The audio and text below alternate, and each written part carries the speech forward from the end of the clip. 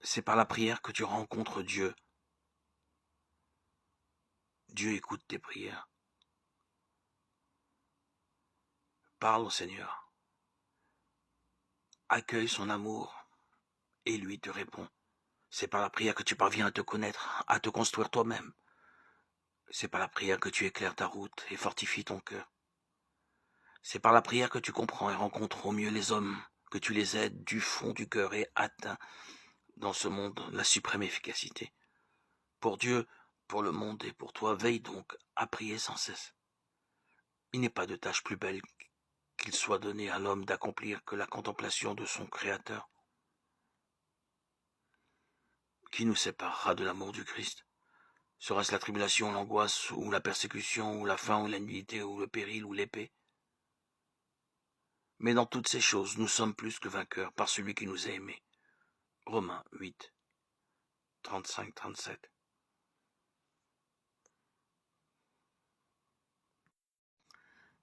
Merci Seigneur pour tout, pour le temps, pour la vie, pour ce que nous ferons, ce que nous vivrons, pour ce que nous recevrons, ce que nous donnerons, toujours en parfaite union avec toi. Merci Seigneur, merci pour tout. En effet, Dieu a dit, au bon moment j'ai entendu ta prière. Quand le jour du salut est arrivé, je suis venu à ton secours. Eh bien maintenant, c'est vraiment le bon moment. Maintenant, c'est le jour où Dieu nous sauve. 2 Corinthiens 6:2.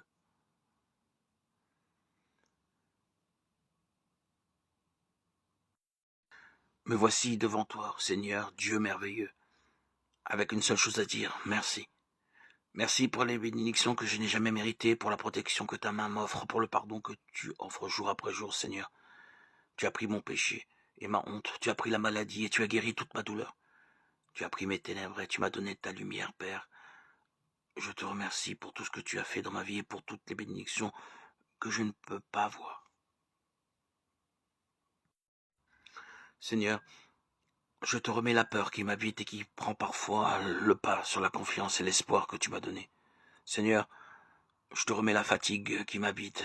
C'est une fatigue qui est là tout le temps. Elle m'affecte de l'intérieur. Elle me rappelle combien il est difficile de faire face, Seigneur.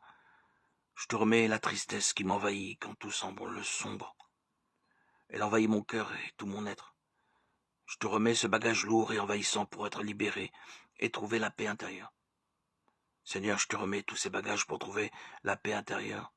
Je sais que tu es à mes côtés, prêt à me libérer, à me porter et à marcher dans mes pas lorsque j'en ai besoin. Mon espoir et ma force résident dans ta présence aimante et bienveillante. Tu es cette lumière qui éclaire mon sentier, qui me rassure quand l'obscurité semble m'envahir. Au nom de Jésus-Christ.